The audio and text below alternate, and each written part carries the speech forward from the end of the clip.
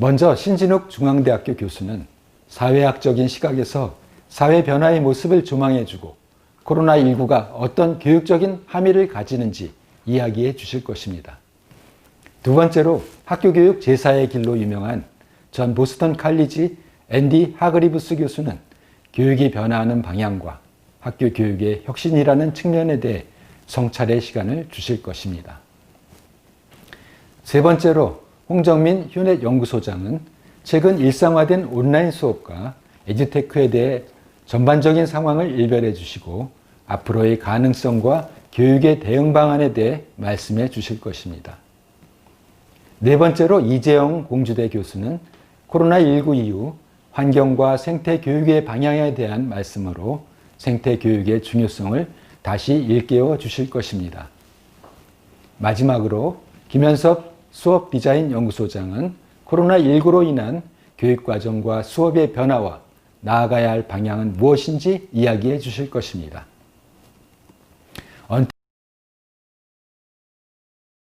나고 있습니다. 그래서 이게 총괄적으로 그러니까 코로나를 겪으면서 한국의 경우에는 그러니까 코로나를 겪으면서 정부에 대한 신뢰도, 정책 만족도 이런 것들이 떨어지는 나라들이 있고요. 그다음에 높아지는 나라들이 있는데 한국이 독일, 오스트리아, 캐나다 등등과 더불어서 정부의 신뢰도가 높아진 그런 나라들에 속한다 이렇게 말씀을 드릴 수가 있겠습니다. 안전망 한국 너무나 취약하다는 것이죠. 이 모든 것들 지금 방역에 성공해서 어느 정도 여유가 있는 지금의 이 시간에 우리가 반드시 개선을 해야만 앞으로 몇 년이 지속될지 모르는 코로나 시대에 대한민국이 계속해서 잘 지속 가능한 체제로서 이겨나갈 수가 있다는 점을 강조를 드리고 싶습니다. 잊지 말아야 되겠습니다.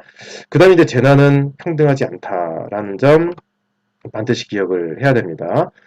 여기 보시면은 내 직장은 코로나 감염 위험으로부터 안전하지 않다라고 느끼는 것이 이 없는 것을 볼 수가 있습니다. 그래서 이 위기의 시대에 상충되는 혼란스러운 의식과 가치의 반응들이 나타나고 있다라는 말씀입니다. 이제 마지막으로 저의 제언을 간략하게 말씀을 드리겠습니다. 먼저 교육 환경 측면에서 감염병 대응 체제가 장기화되는 것에 대비를 할 필요가 있다. 즉 최근에 정경 질본 본부장께서 말씀을 하신 것처럼 봉쇄와 완화가 반복될 가능성이 몇 년간 지속될 수가 있다는 말씀을 하셨고요.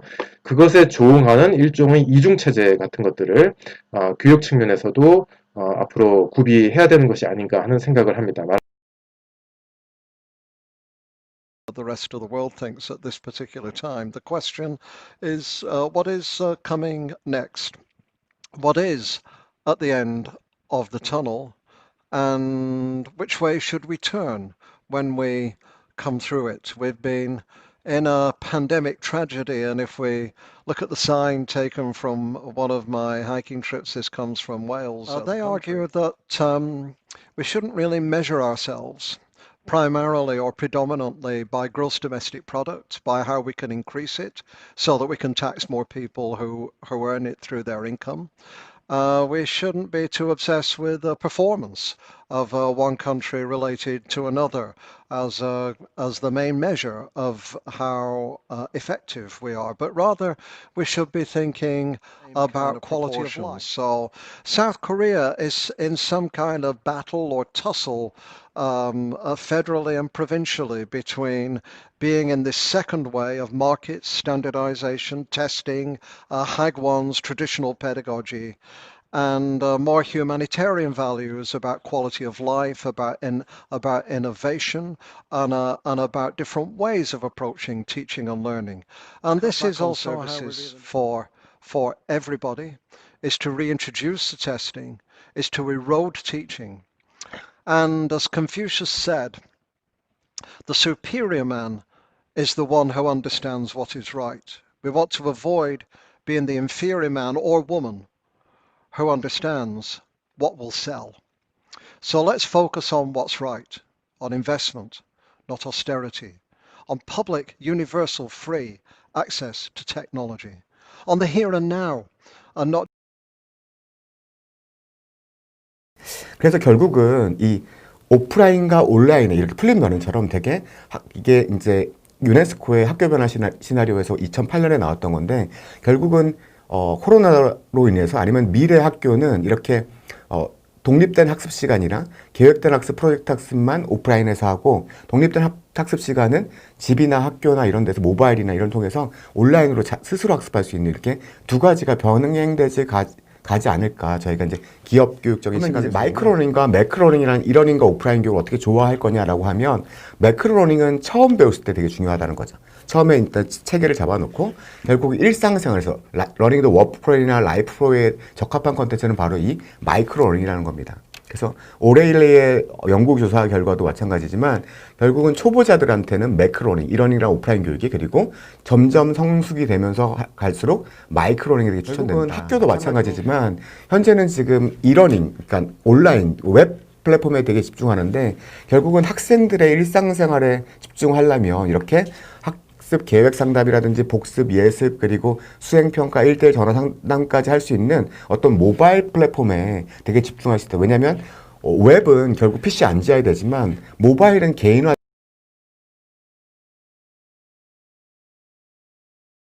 그 세 가지 방향을 꼽을 수 있겠는데요. 하나는 기존의 환경교육은 너무 환경 문제로 이제 고립해서 다루었는데 그렇게 해서는 안 되겠다.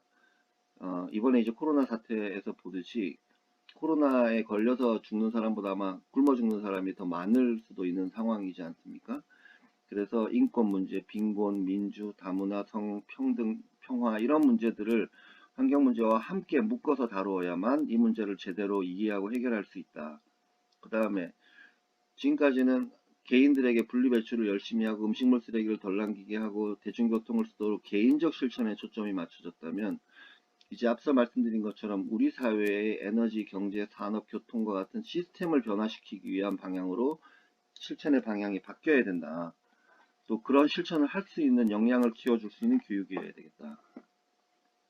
그 다음에 세 번째로 아무리 기후변화가 지구적 환경 문제라고는 하더라도 이 문제를 해결하기 위해서는 결국 그 출발은 학습자들이 살고 있는 마을과 지역에 대한 깊은 이해 그리고 내 마을과 지역의 문제가 어떻게 지구적 환경 문제와 연결되어 있는지를 깨닫는 이런 교육에서 출발해야 된다고 하겠습니다고 생각합니다.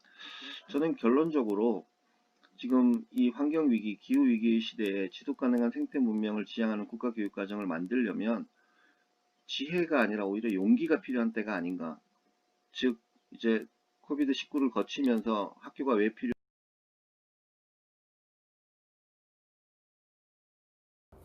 학교 교육과정의 문제를 우리가 살펴보더라도 지금까지는 국가 수준의 교육과정을 구현하는 데 초점을 둔 하향식 운영이라면 앞으로는 학교 자치에 기반한 자율적인 학교 운영이 보다 더 강조돼야 되지 않는 생각이 들어요.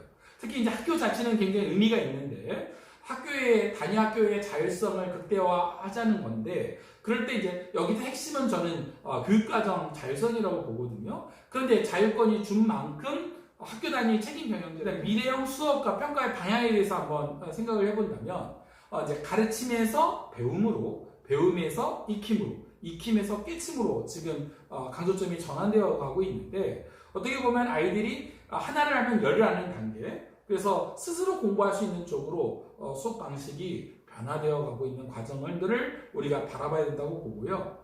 그 다음에 이제 사고 개발칙 그런 면에서 평가의 방향을 살펴본다면 상대평가에서 절대평가로 객관식 평가에서 수행평가로 강조돼야 된다고 보고요. 그 다음에 이제 기존 지식의 습득 여부를 확인하는 단답형 지필평가가 아니라 자기의 생각을 끄집어낼 수 있도록 도와주는 논서술형 평가로 그 다음에 기존에 아는 지식을 중심으로 하는 지식중심 평가에서 할 수 있는 것에 초점을 둔 역량중심 평가로 그 다음에 그것을 구현하는 과정에 있어서 논서술형 평가나 수행평가가 갖고 있는 한계도 있는데 이러한 문제를 해결하기 위한 객관성과 신뢰도를 올릴 수 있는 방안들을 마련해서 구현하는 것이 필요하다고 보는데